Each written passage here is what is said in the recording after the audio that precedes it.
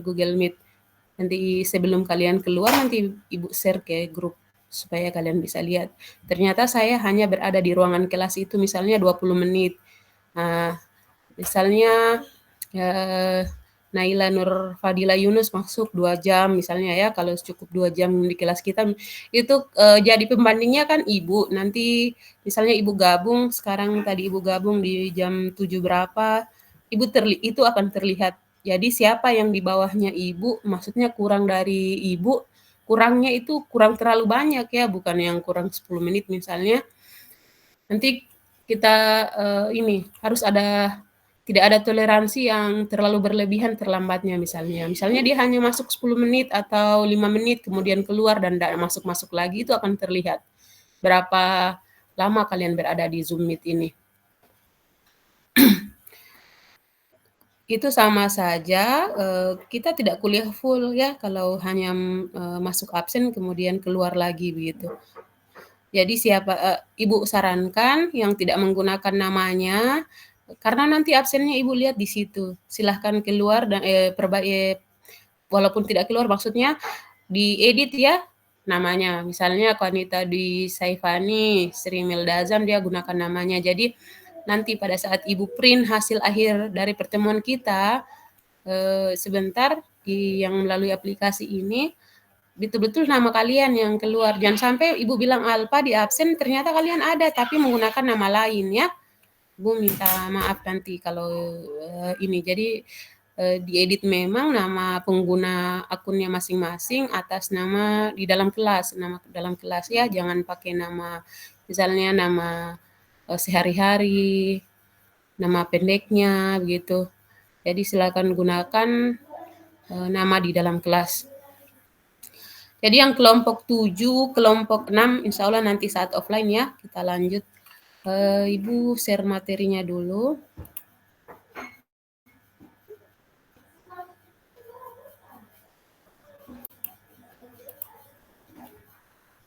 Materi.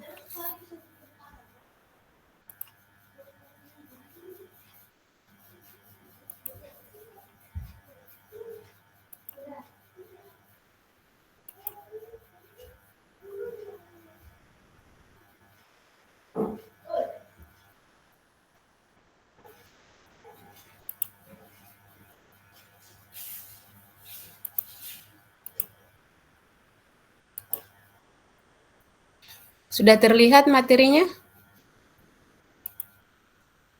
Iya, Bu. Ya, kita mulai ya. Yang terlambat beberapa menit itu tidak masalah. Silahkan gabung. Kita mulai di kuliah ketiga untuk analisis perilaku konsumen. Nah, jadi hari ini topiknya itu adalah faktor yang mempengaruhi konsumen. Bagaimana faktor apa saja yang mempengaruhi, baik itu pengaruh etik, pengaruh agama, kelompok, itu bisa mempengaruhi perilaku konsumen dalam pembelian barang. Pengertian perilaku konsumen itu sendiri kan kita kemarin sudah bahas, yaitu yang melibatkan menyeleksi, membeli, menggunakan produk, baik itu barang, jasa, untuk memenuhi kebutuhan dan keinginan konsumen ya. Itu kemarin. Kemudian ini analisis perilaku konsumen, yaitu semua yang masuk ke dalam studi tentang bagaimana individu, kelompok atau organisasi itu memilih, membeli, kemudian menggunakan atau membuang. Jadi tidak hanya dia di saat dia membeli ya, pada saat dia tidak memutuskan untuk membeli produk saja, itu kita sudah bisa lakukan analisis. Ini yang dimaksud membuang ya, baik itu dia membuang produk tersebut, jasa atau ide atau pengalaman untuk memenuhi semua kebutuhan atau keinginan mereka. Jadi analisis perilaku konsumen itu tidak hanya barang-barang yang dijual yang kita lakukan analisis, tapi baik itu barang yang tidak digunakan, yang tidak kita pilih, itu pun kita bisa lakukan analisis. Kenapa misalnya kita contohnya itu kita membuang, maksudnya barang yang dibuang ya, atau yang tidak kita pilih, itu dalam bahasa halusnya bahwa barang itu kita tidak pilih. Misalnya kita tidak memilih merek tas tersebut, apa alasan kita, itu perlu kita lakukan analisis. Misalnya kita tidak menggunakan merek sabun tertentu, misalnya kita tidak menggunakan merek sabun tertentu, itu perlu dilakukan analisis apa yang membuat konsumen-konsumen itu berpaling dari merek tersebut. Itu yang dimaksud membuang. Kalau menggunakan berarti semua produk-produk barang yang kita gunakan. Kemudian ada ini, yang kategori produknya, jasa atau yang masuk ide itu yang bagaimana? Kalau yang masuk produk itu adalah, konsumen, misalnya kita membeli smartphone untuk memenuhi kebutuhan, itu yang namanya produk ya, produk smartphone. Kemudian kita melakukan analisis, untuk melihat faktor, baik apakah mempengaruhi, konsumen kita itu dari segi harganya, mereknya, fiturnya, serta tren teknologi yang mempengaruhi keputusan pembelian. Jadi di antara banyaknya yang terjual dari smartphone kita, produk kita yang terjual ini, kita menganalisis faktor apa yang mempengaruhi. Kayak kemarin itu di kasus yang kalian angkat, kalau Samsung, ada yang angkat Samsung sepertinya, dia memiliki harga yang tinggi tapi fiturnya kurang. Kemudian maksudnya dia belum mampu bersaing dengan Apple ya. Nah, terus tren teknologi yang mempengaruhi keputusan pembelian. Itu bisa kalian sudah angkat kemarin di tugas kedua, makanya ada tugas di kelas.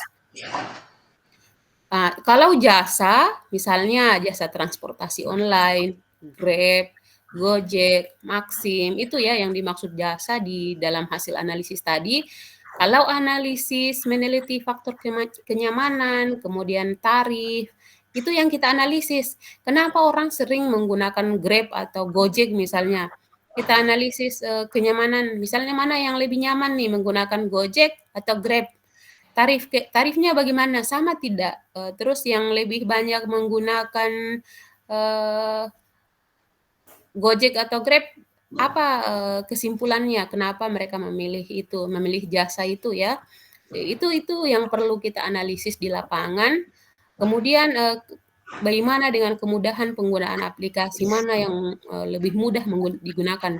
Apakah itu aplikasi Grab, Gojek, atau Maxim? Jadi kita memilih sebagai konsumen memilih jasa-jasa ini karena ada faktor-faktor pendukung tadi. Kalau ide yang dimaksud dalam pengertian ini, dalam analisis ini kan ada ide nih, analisis perilaku konsumen. Nah, ide yang dimaksud itu misalnya kampanye Go Green ya, gaya hidup ramah lingkungan. Analisis kita itu nanti berfokus pada bagaimana konsumen menerima ide tersebut. Jadi, apakah mereka mendorong atau mengurangi penggunaan plastik atau memilih produk organik untuk mendukung brand yang peduli lingkungan misalnya. Kan sekarang ada brand-brand yang menggunakan produk organik untuk mendukung kampanye Go Green. Kemudian di pengalaman, pada analisis di pengalaman itu konsumen mengunjungi misalnya kafe tematik atau wisata alam ya. Kemudian kita menikmati suasana hiburan, interaksi sosial. Apa yang kita analisis dari pengalaman penggunaan kafe tematik atau wisata alam ini adalah kita meninjau semua faktornya. Misalnya suasananya bagaimana, pelayanannya, harganya worth it tidak, serta bagaimana pengalaman emosional bisa mempengaruhi pengunjungnya itu loyal. Artinya bisa kembali lagi ya di hari-hari berikutnya atau memberikan saran ke teman-temannya, itu akan terlihat pada jumlah pengunjungnya. Itu semua yang kita analisis dari analisis produknya, jasanya, ide, pengalaman. Jadi baik itu yang mengunjungi atau membeli produk atau yang tidak membeli produk. Siapa yang aktif kameranya, yang aktif mikrofonnya ya? Tolong dimatikan dulu yang aktif mikrofonnya. Nah, selanjutnya adalah faktor yang mempengaruhi perilaku konsumen. Ternyata yang mempengaruhi konsumen itu tidak hanya harga, ada juga yang namanya faktor kebudayaan, ada juga yang faktor kedua itu adalah faktor sosial. Kemudian faktor yang mempengaruhi yang ketiga itu adalah faktor pribadi. dan faktor psikologi. Jadi faktor-faktor yang mempengaruhi perilaku konsumen itu tidak selalu berpatokan dari harga, kualitas barang, atau merek.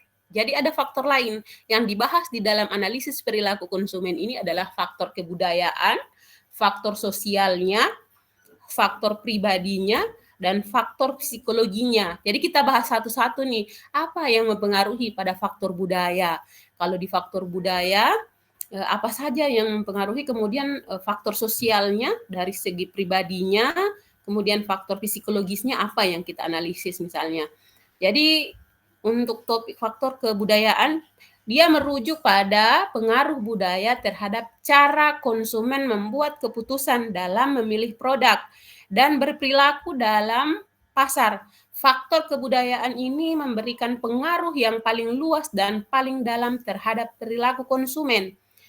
Nah, contohnya dia ada, bagaimana contohnya kalau faktor kebudayaan? Faktor kebudayaan Ibu nanti kasih contoh, kalau kalian bisa memberikan contoh yang lain juga silahkan menambahkan. Kalau contoh di faktor kebudayaan mempengaruhi pembelian barang, misalnya pada nilai dan keyakinan. Nilai budaya ya, mencakup yang termasuk itu adalah prinsip-prinsip kepercayaan mendasar yang dipegang oleh suatu kelompok masyarakat. Nilai-nilai ini mempengaruhi bagaimana individu menilai dan memilih produk. Misalnya dalam budaya yang menekankan pentingnya kesehatan, konsumen lebih cenderung memilih makanan organik atau produk yang dianggap lebih sehat. Jadi dia kalau berpikiran tentang, walaupun idenya itu bukan masuk ke kategori go green ini, kemudian ternyata dia masuk di ternyata itu faktor budaya. Misalnya nilai dan keyakinannya ya. Yang lain dari nilai keyakinan misalnya adalah kita yang Muslim misalnya tidak akan pernah memilih makanan yang dilarang dalam agama kita misalnya ya. Kita harus selalu periksa tuh yang kalau kita Muslim misalnya kita karena ada larangan dalam agama kita harus periksa halal atau haram tidak dalam penggunaannya. Itu juga masuk kategori dalam kebudayaan. Kemudian misalnya kita yang berjilbab mau membeli produk-produk yang mengandung B2, itu kan berpikir pasti kita tidak akan membeli produk-produk itu karena tidak akan bisa kita gunakan.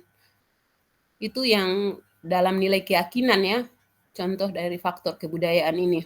Kalau contoh faktor yang kedua adalah norma sosial dan tradisi. Yang ini norma sosial tradisi. Jadi ada aturan tak tertulis tentang perilaku itu yang dianggap diterima dalam masyarakat. Tradisi dan kebiasaan budaya berperan penting dalam menentukan preferensi konsumen. Contohnya yaitu ada tradisi khusus yang mempengaruhi pembelian hadiah selama festival atau perayaan tertentu. Misalnya hari raya Imlek, kita membeli aksesoris apa di hari Natal, kita membeli aksesoris apa untuk memenuhi kebutuhan kita di hari Natal. Kemudian ini nanti dekat Maulid, ada beberapa aksesoris yang dibeli di pasar, hiasan-hiasan untuk gantungan telur, itu adalah norma sosial dan tradisi. Itu masuk dalam kategori faktor kebudayaan. Ya, jadi dia masuk di faktor kebudayaan pada bagian norma sosial dan tradisi. Itu tadi. Untuk faktor kebudayaan yang ketiga ada yang namanya subkultur. Di dalam suatu budaya besar terdapat subkultur yang memiliki kebiasaan, nilai, dan preferensi yang berbeda. Misalnya subkultur remaja mungkin memiliki preferensi berbeda dari orang dewasa dalam hal mode. Ya, ini paling sering terlihat ya, akan terlihat kalau kita beda angkatan, misalnya yang kelahiran 99 gaya pakaiannya itu berbeda yang kelahiran 2000. Ini yang dimaksud dalam subkultur remaja memiliki preferensi berbeda dari orang dewasa dalam hal mode. Kalau orang remaja dia lebih pakaiannya itu akan terlihat berbeda dengan yang lebih dewasa karena mungkin dia memilih yang lebih tren saat ini, menggunakan yang lebih tren saat ini ya. Di kampus pun itu sudah terlihat ya bagaimana cara adik-adik berpakaian itu lebih mode daripada yang kelahiran 90-an misalnya. Kemudian dari segi teknologi dan hiburan, teknologi apa itu biasa yang remaja lebih tahu yang bisa digunakan sehari-hari. Kemudian hiburan apa saja yang ada sekarang saat ini itu adik-adik yang remaja itu lebih tahu karena mereka banyak mencari tahu dibanding yang orang dewasa. Jadi memahami subkultur ini bisa membantu kita dalam menciptakan pemasaran yang lebih spesifik dan relevan yang dibutuhkan di pasar. Jadi kalau kita mau memasarkan sesuatu itu kita bisa pelajari lebih spesifik lagi apa yang dibutuhkan. Misalnya kita buka kafe, kemudian untuk menyiapkan baik itu yang dewasa, untuk minuman yang lebih digemari orang dewasa itu yang mana, kemudian yang lebih digemari remaja itu minuman seperti apa, kita harus menyediakan 2 produk itu supaya tidak berbenturan. Nanti kalau kita minuman orang dewasa kita tidak siapkan, berarti target layanan kita itu hanya pada remaja, tidak memenuhi pada orang dewasa. Nanti pelanggannya itu agak kurang misalnya. Jadi target pemasaran itu kita harus pikirkan lebih spesifik lagi agar relevan dengan zaman. Kita relevan dengan zaman, kemudian target market kita itu bisa ke semua lini, tidak hanya pada satu sub. Contoh faktor kebudayaan lagi ada yang namanya kelas sosial. Jadi, kelas sosial ini sering kali dipengaruhi oleh budaya dan dapat mempengaruhi perilaku konsumen. Orang dari kelas sosial tertentu mungkin memiliki preferensi merek dan jenis produk yang berbeda berdasarkan status sosial dan aspirasi mereka. Ada yang bisa kasih contoh tidak ke Ibu? Kelas sosial yang dimaksud di sini seperti apa?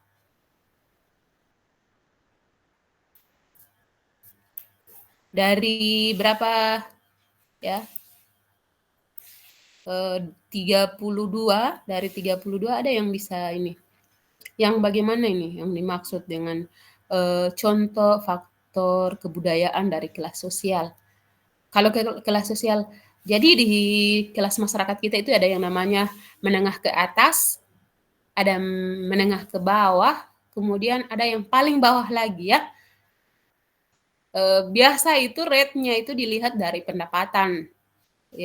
Yang high class juga ada, yang VVIP juga ada. Jadi kelas sosial itu sering dipengaruhi oleh budaya dan dapat mempengaruhi perilaku konsumen. Jadi kita ambil contoh ya, misalnya Raffi Ahmad, kelas sosialnya di atas kita karena pendapatannya itu tinggi, jadi dia bisa membeli yang VVIP misalnya. Kalau ibu-ibu di menengah ya, menengah ke bawah kayaknya ibu. Karena kami dosen itu hanya gaji 3 jutaan, jadi mungkin menengah ke bawah. Tapi ada lagi yang paling bawahnya itu, yang pendapatannya mungkin tidak menentu, kemudian jadi itu kebutuhan dalam memenuhi kebutuhan hidup, itu tidak sama. Misalnya ibu beli sabun mandinya itu yang 5.000, beli sabun Shinzi. Sabun mandinya Raffi Ahmad tidak akan sama dengan sabun mandinya ibu, misalnya ya. Dan atau ada misalnya Anilva Fitriani, dia menggunakan sabun yang harganya 100.000, yang paling harum ya sabun cairnya itu tidak akan sama yang digunakan Anilva sama yang kelas menengah ke bawah misalnya. Kalau ibu menggunakan misalnya yang harga 5.000-an per batang, yang bisa habis dalam seminggu.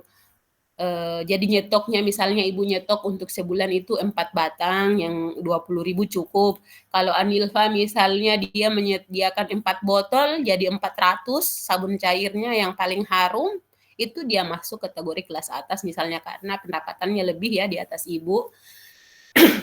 Nah, itu dari faktor kebudayaan, jadi kelas sosial ya, kelas sosial yang membedakan kita dalam memenuhi kebutuhan kita. Kemudian ada yang selanjutnya, jadi ada namanya bahasa dan simbol. Jadi budaya juga itu bisa memainkan peran penting.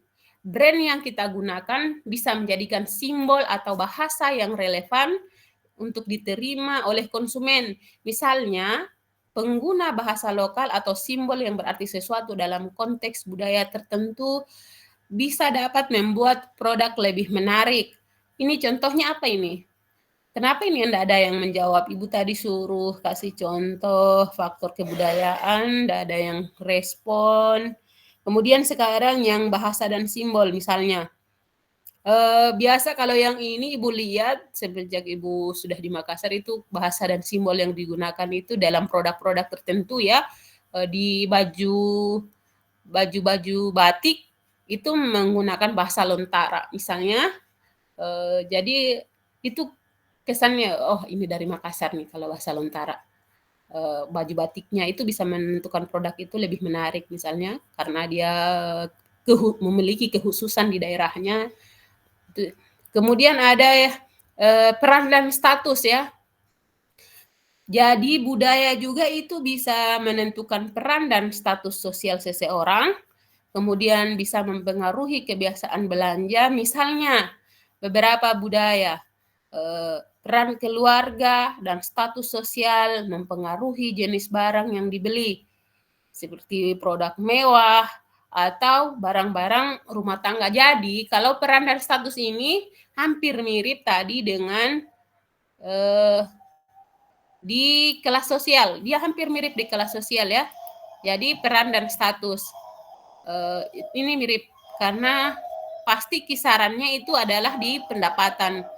Menentukan peran dan status sosial seseorang itu bisa mempengaruhi kebiasaan belanja. Kalau faktor pengaruh keluarga dan teman, seringkali ini merupakan bagian dari konteks budaya yang lebih besar. Jadi mereka dapat mempengaruhi keputusan pembelian itu melalui rekomendasi. Misalnya teman kita nih gunakan bedaknya Scientific ya, make up-nya. Dia bisa itu mempengaruhi kalau bagus hasilnya di dia, kita akan tertarik. Ada juga norma dan pengaruh sosial. Jadi budaya ini menekankan pentingnya komunikasi atau keluarga, mungkin menunjukkan pola konsumsi yang berbeda dibandingkan dengan budaya yang lebih individualistis.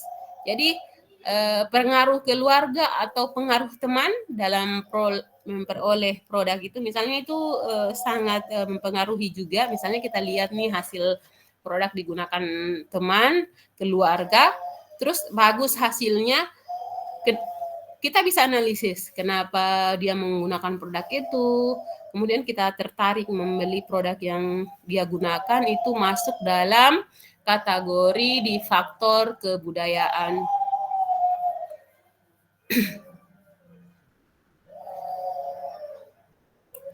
Yang kedua ini faktor sosial. Tadi sudah kita bahas di faktor kebudayaan. Yang terakhir itu adalah pengaruh keluarga dan teman ya. Ternyata ada 7.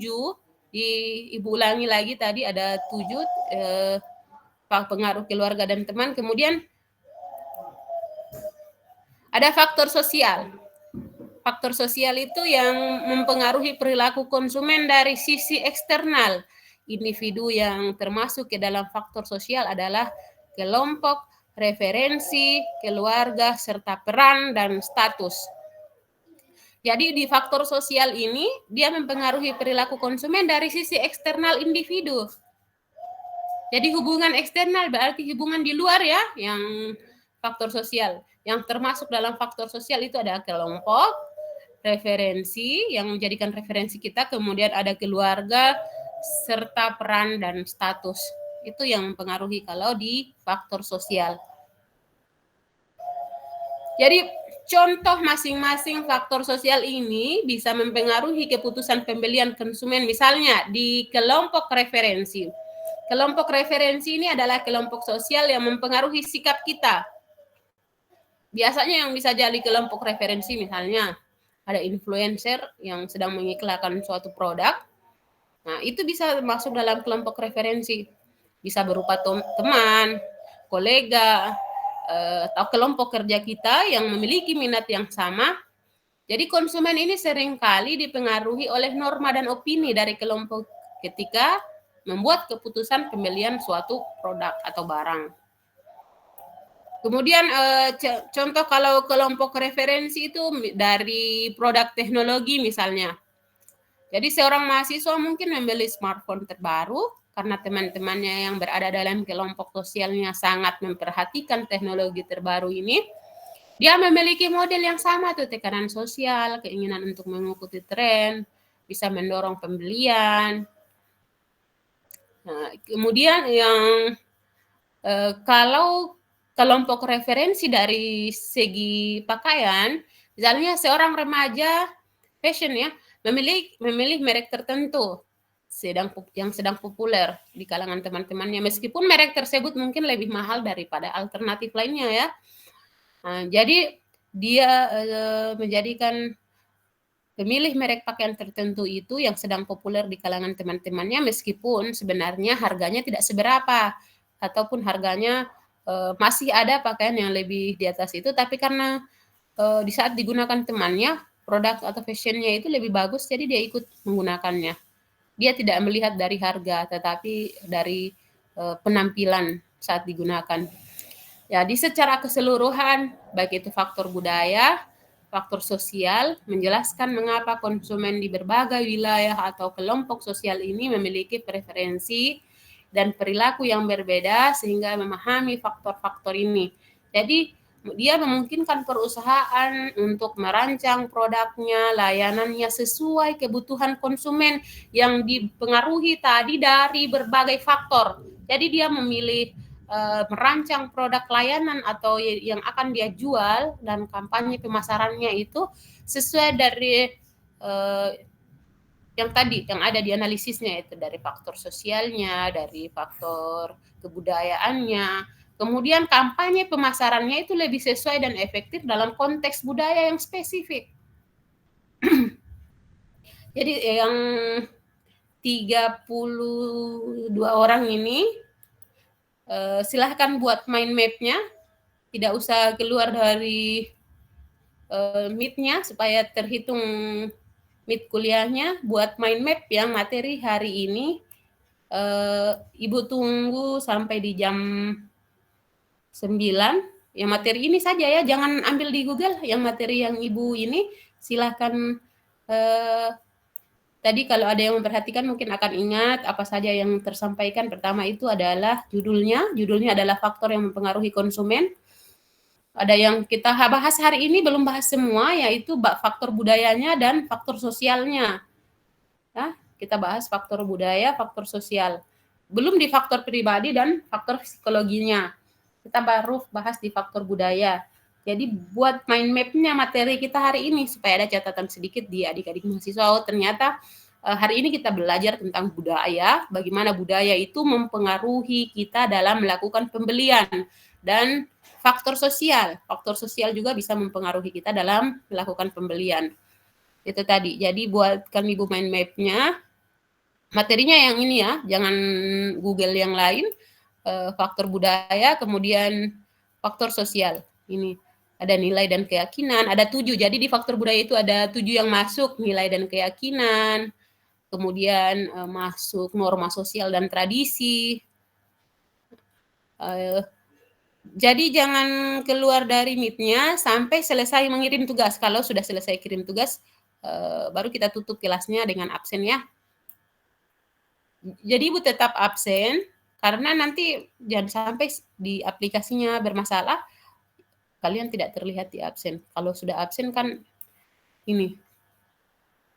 Jadi nanti kalau sudah selesai kumpul tugasnya, Ibu tunggu. Bukan tugas ya sebenarnya, catatan, karena kita akan lagi kuliah nih. Ibu minta kamu buat mind map-nya, catatan kamu yang hari ini yang sudah Ibu bawakan. Jangan sampai Ibu hanya menyampaikan sedikit materi ini, kalian sama sekali tidak punya catatan tadi itu. Tidak, artinya bukan catatan juga, karena hanya poin-poin penting yang tersampaikan hari ini supaya ada bekas lah bahwa oh ini ternyata sangat mempengaruhi dalam proses analisis perilaku konsumen, yaitu faktor sosial dan faktor budaya.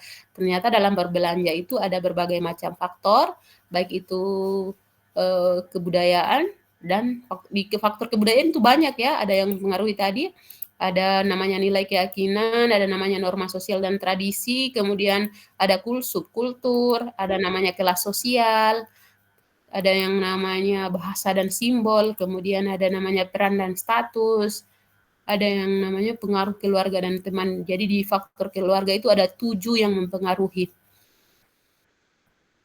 Silakan dibuat mind map-nya, Ibu kirim link catatan kalian yang bisa kalian upload di nggak lama, Ibu kasih waktu 20 menit cukup tidak?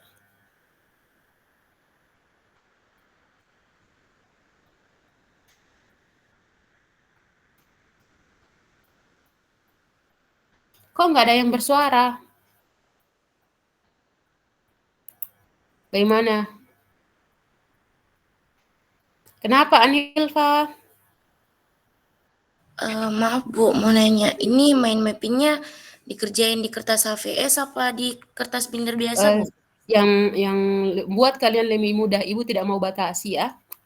Yang buat kalian lebih mudah yang mana silahkan dibuat. Sebenarnya lebih bagus di kertas biasa. Kalau kalian tidak merasa terbebani, silahkan buat di kertas biasa ya. Tapi Ibu maunya topiknya jangan di luar yang ini, karena ini kan materi hari kita, ya, hari ini untuk kita hari ini. Jadi jangan di luar konteks ini, itu saja pesannya Ibu. Terima kasih Bu.